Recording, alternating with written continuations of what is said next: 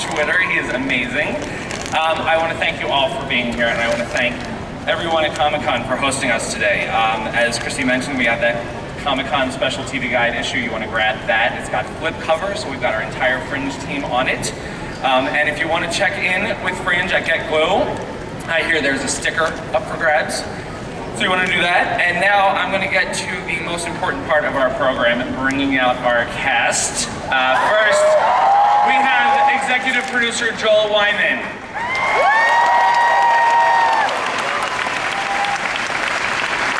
Mr. Joshua Jackson.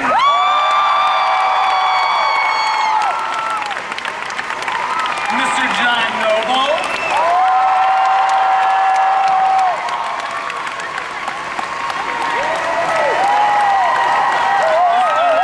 Reddick. The beautiful Anna Torv. And the wondrous Jasika Nicole.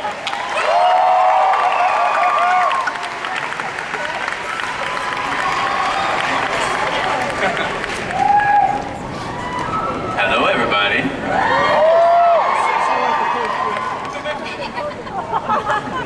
All right. It feels good to be John. All right, Take a boy out of Canada. Let's just get take the Canada. Oh, do you guys see this? Do you guys see this? White.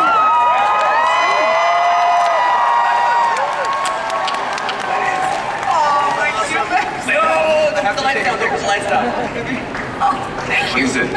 They're white tulips. Oh. That is just awesome. Well done, guys. All right, so as you might notice, there is somebody missing from our panel again this year. Unfortunately, Blair Brown had a bit of a cold and could not travel. So, Joel? We all miss her, right? Okay, so on the count of three, what I'm gonna do is I'm gonna take a little video of you guys saying hi, Blair, and then we're gonna tweet it to her, okay? Right. So we need lights up again, Mr. Lightman. Lights up, Thank you. please. Just say we miss you, Blair. Okay? On three. On three. 1, 2, 3.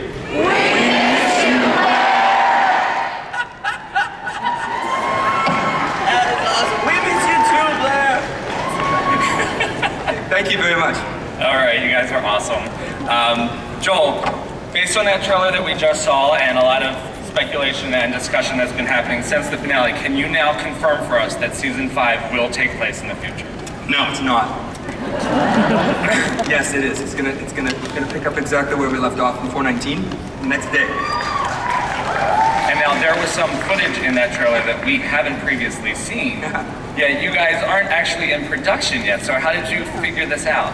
This was actually really a testament to how much everybody loves the show that makes the show, because we had to get the actors who would work incredibly long hours to go and shoot, some pieces of footage for a season they had no idea what it was about, and they did it. Or if it would happen. But we sent them stuff, and of course it came back brilliantly, and we sort of intercut it. That video you just watched, incidentally, was our sales tool to try and get us a season 5, so we could present to people that needed to understand where we were going with the show, to allow them to say, okay, I love this show, to go inside with all the hardworking fans did to keep us going. So you saw it. We love you. And you guys just joked about if the season would happen. What did you guys feel? No, that actually was not a joke. Yeah, I know. What did you guys think when you got the 13 episode renewal? It was late in the day, so we were like, oh, okay. Yeah. I think it was a bit of shock. Well, you felt confident. Again, John is the wise old sage. Yeah. You never trouble. But I think generally everybody was sort of happily surprised because we were right there on the razor's edge this year, even more so than any other year. So it was a a good shock. But it was the fans.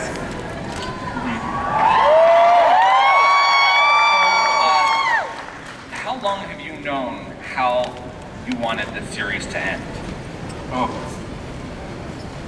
Well, I had ideas since season 1, but those changed, to be honest, because you get people bring things to the pie that you you don't really expect, and then that makes you think about a whole different, way to go.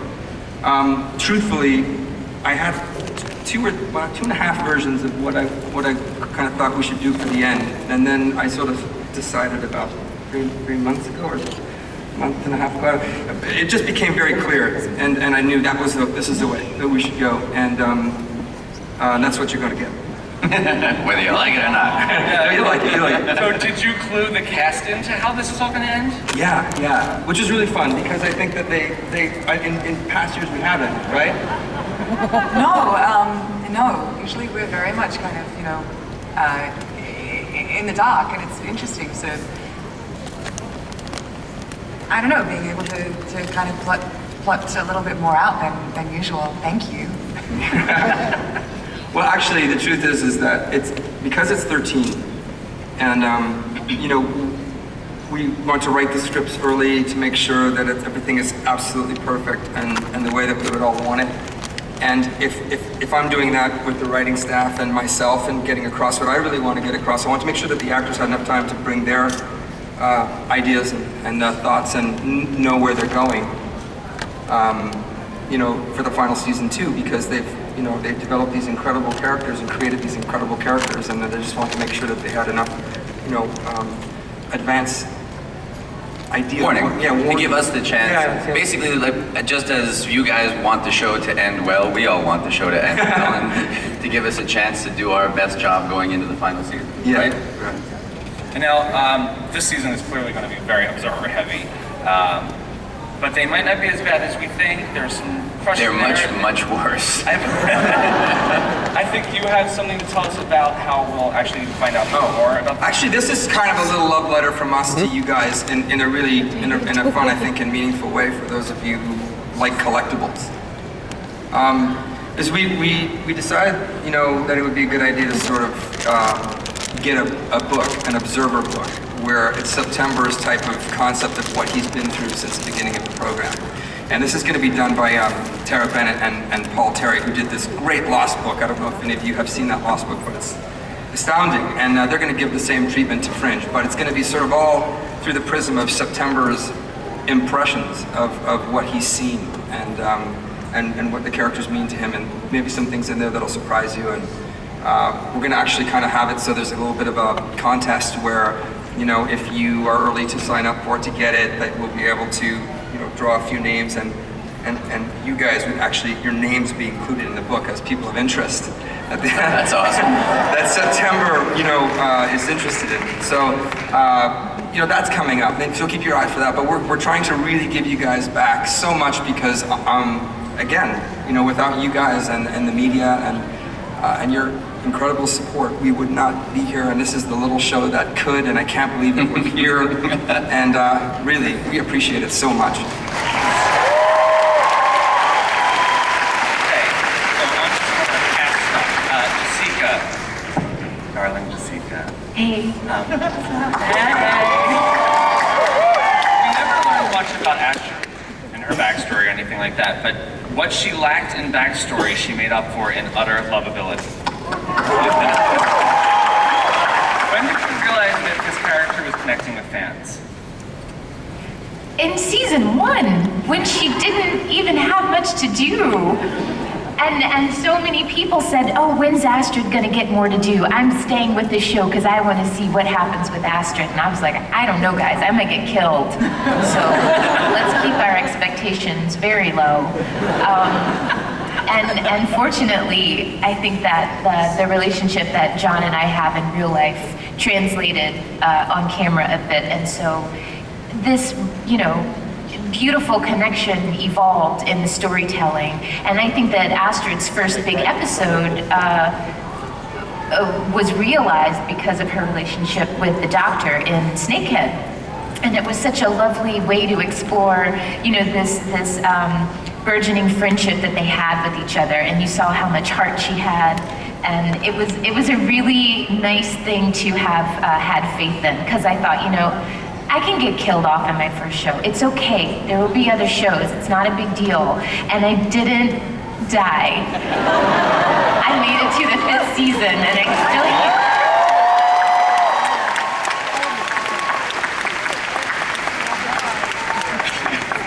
Lance, you are one cool badass.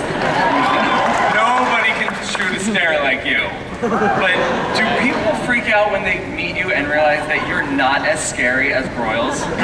He's scarier. Wait, what do you mean? It can't be. I mean, this is the facts here. You can't say that stuff out loud. It's funny because somebody just said that the other day. I mean, people are always surprised when they see me smile. You guys, you can't go out in the world and tell them this. But yeah, people really are surprised because, you know, when you're in people's living rooms week after week, year after year, and it's a particular way, they think you're that guy. They think that you live in a trench coat. Well, actually, I'm not in a trench coat that often, but yeah. Can I just say one quick story about Lance? When we got here, I thought I was going to do my hair different. It was going to be my disguise for Comic-Con. And Lance is wearing a Breaking Bad hat.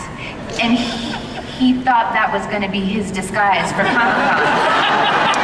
So I'm walking behind him. He's like, they're just going to think I'm a fan. And so...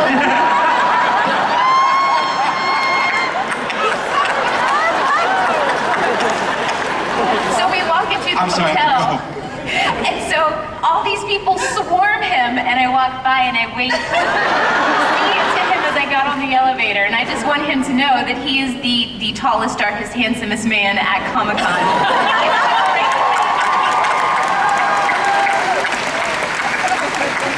You know my mother told me to say that. All right, Josh, you came to us as... Go ahead, Josh.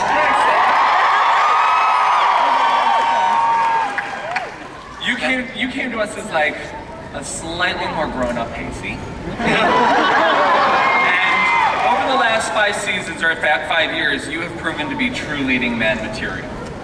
Your checks in the mail. What have you learned about yourself from playing Peter?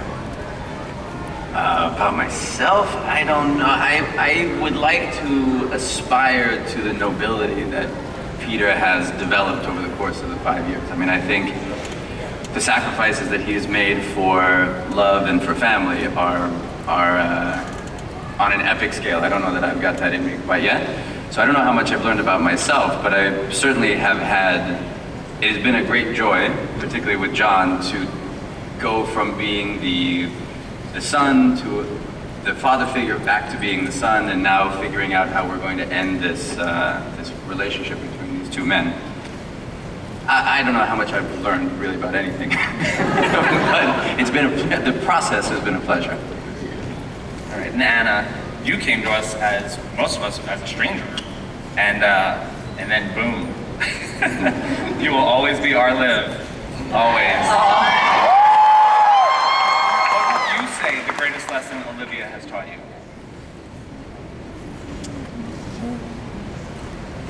Oh God, I just do those enormous pauses and I'm sorry. That was just, you know, isn't that so funny? Because you play this character for ages and ages and you hear the name all the time, blah, blah, blah. But when you called me Olive, then my heart melted. It's like being called Annie, like my mom calling me Annie or something. So I must feel attached. I don't know, the biggest lesson, I think it's to come, to tell you the truth. I think it's to come. I feel like,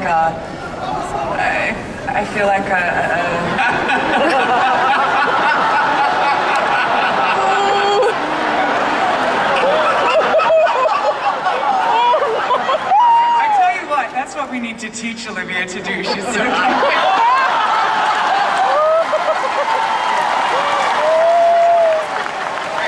Now everyone has to verify their age to watch this video. I'm so sorry. You know, I'm just trying to I'm so irreverent and I'm for this really... panel, but even I didn't think it was going to go there. Sorry. I'm so sorry. No, it's not her fault. You guys. Now, you saw me go like this and you kept doing it. Go on, darling, you tell her. I don't know. Please, let's move on. All right. All right, John, I think we'll miss you most of all, Scarecrow. I can't even hear the questions. No? All right. I like I said, I think we'll miss you most of all, Scarecrow. You have stolen our hearts. You have broken our hearts. You have proven nothing.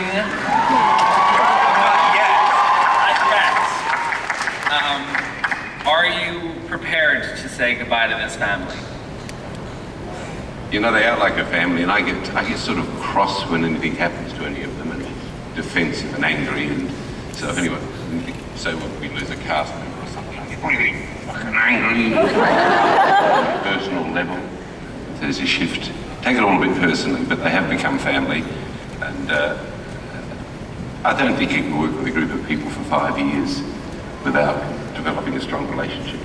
And we actually do have a very, I get the sense that the group of people that I work with would have each other's back. It's true of many, many things, even though we may disagree on many things at times, and we do, of course. But I just sense a real sense of solidarity. I love that, and I don't think that'll go away anyway. With it. Was that the question, or do you want to ask me what I've learned from Walter? Well, I've learned to come to work every day and enjoy it. To turn up. It's a golden moment. Yeah, you really got my back, John. Yeah, you really got it. Thanks, buddy. Well, hang about. Hang on, Olive. Oh, yeah. See, it's all better now. What we've learned, hang on, I'm finished yet. What we've learned, this is a bit soppy, but what we've learned is about the power of love in this story. And the thing that holds Fringe together is the power of love. Because it's between all of the characters there is developed genuine love. And I'm sure that's why you guys have followed it through. You know, the love between the father and the son, the love between Peter and Olivia, the wonderful bonds that have existed between these people that have to work together, because that's what we associate with. So through all of the science fiction, all the great sort of hurdles that we've gone through, it's that love factor that's kept us going, and will give us a brilliant final chapter. You can't hear me. Where are you, in the car park? All right, so speaking of love, Josh and Anna, this couple, we have watched. Yeah. Josh and Anna, we have watched these two dance around, flip universes, trade bodies. Yeah. It's your typical boy meets girl, boy crosses universe, girl goes to other universe, boy sleeps with her doppelganger story. Girl gets pregnant. Over and over again. Yeah, exactly. Doppelganger gets pregnant, has baby too fast, baby gets X'd out by interdimensional war, new baby is born, lost to future, finds dad, searching for mom, story.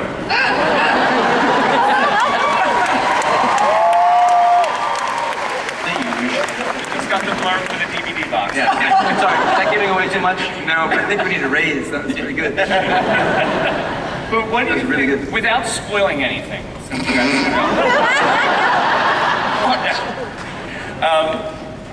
do you know, at least, if these two will get their happily ever after? Are we, well, look. I can't say that. I don't think he asked you, Mr. Wyman. No, you can't give anything away. Turn off This will just stay between us, right? I think that these two will get the final chapter of their story. Wow, well trained. Anna? I concur. I mean, you know, the fun part of it is, and we're not to just be producery, but the fun part of watching the show and making the show is the process of discovery. This is why, more or less, we always try to stay away from spoiling things, not because we're trying to tease you, but because it's much more fun to watch it week to week. Like, speaking of Breaking Bad, one of our DPs from the first season of Fringe is on Breaking Bad. I love that show with like a really, probably overly intense passion. Stalkery. And I refuse to talk to him during the season or email him because I don't want to know, because I want to be able to discover it for myself. And so I think that story and all of these stories are coming to some version of a conclusion. And frankly, you know, the characters don't end when the show ends, but we'll tell our final chapter of the on-air story, and that's what this season will be. It's our last journey together. Okay, so going down the panel, starting as Jasika, I want you to give us your favorite scene, but not one of your own. Does it have to be in Fringe? Yes. Or the Mighty Ducks.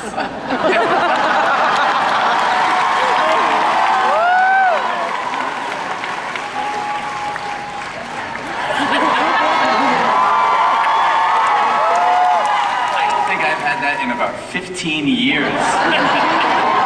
No, God, 20. Oh my God, 20. Wow.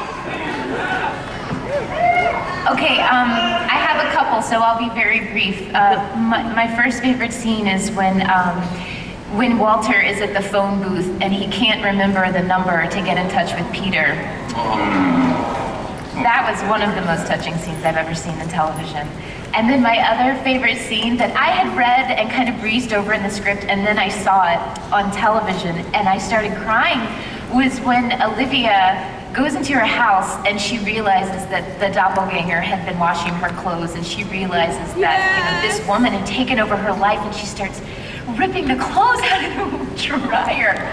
And it was so heartbreaking because I'm never going to experience that, obviously, to have someone take over your life that way, but it was just played with such subtlety and beauty. It's such a testament to how talented Anna is as an actress. I'm getting so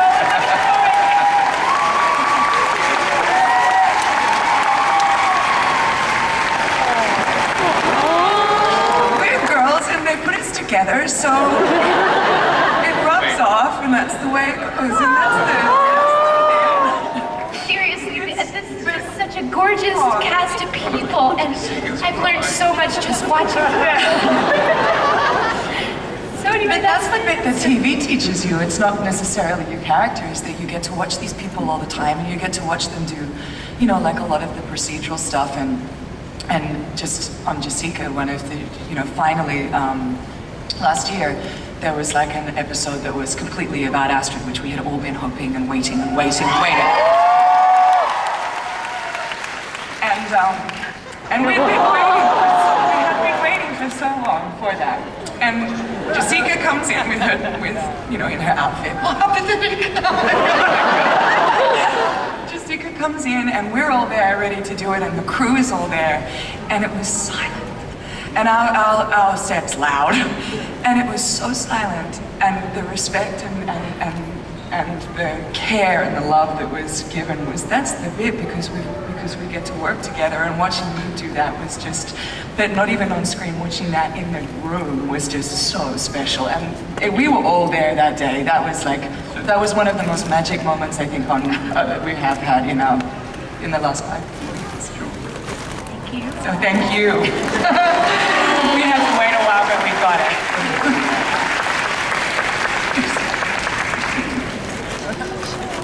So was that your scene? Your scene? Oh, okay. It's funny because I actually wasn't there that day. But, no. But the reason I say that is because are you talking about? Don't start me crying. Are you talking about the scene when Astrid has the scene with her? Yeah. It sounds stupid, but we had been waiting a really long time. Normally I don't watch. Like, I didn't watch The Wire until we're in the middle of season 3. I still haven't watched most of my stuff on Oz. I haven't watched my season of Lost. So I haven't watched most of the show, but I watched that episode. And, shit.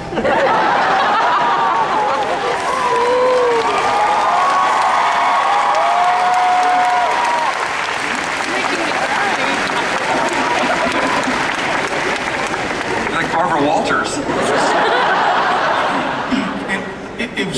It was actually 2 scenes together, even though they didn't come right after each other.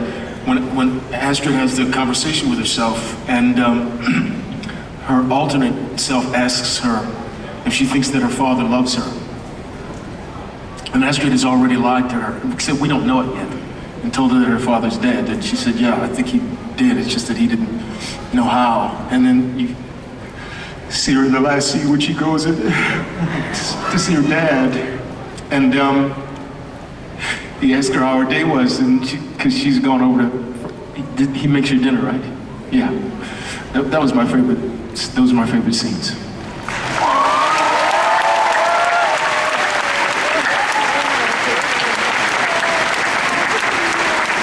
So we can't go up and tell anybody this happened. I too am sensitive.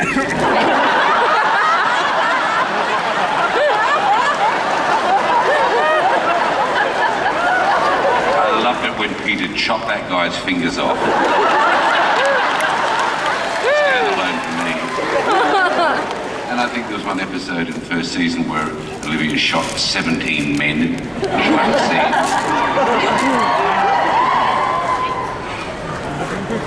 What can you say? Look, those scenes they're talking about were some of the most beautiful stuff we ever done, but I'm not going to cry. I'm not going to cry.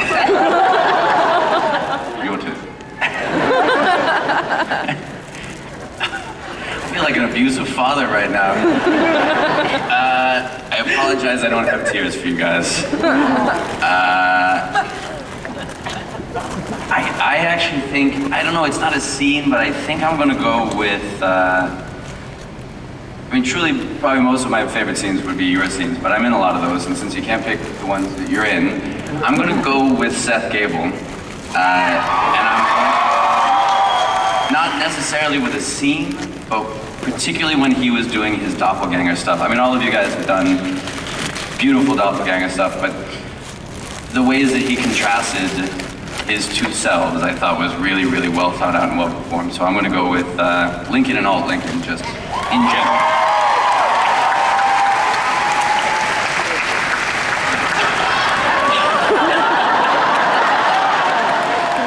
I swore I wasn't gonna cry.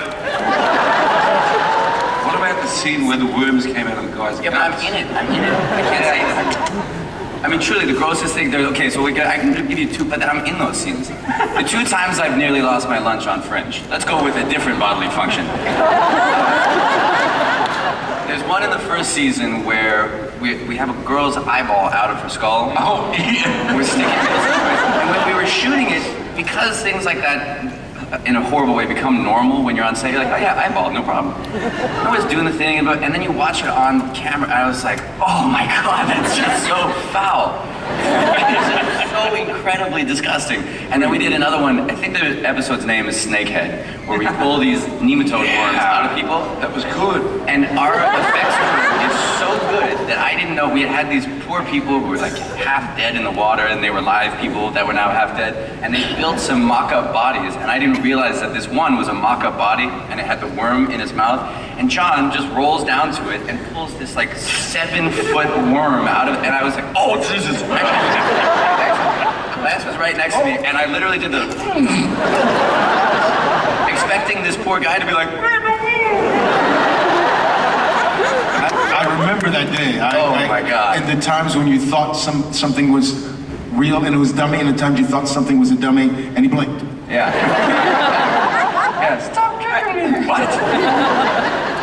I remember a scene in the very first season where I had been standing next to this girl. She was lying on a gurney. There's a lot of our guest actors too. She's lying there, and we'd been chatting, so I knew that she was a real person. And I went away to do something, and I came back to go, how are you? And she had an eye out of her. In a thing, I nearly died and realized they just switched it out really quickly in the minute that I was gone. These are all very moving moments. I think we have another video clip, right? Yeah.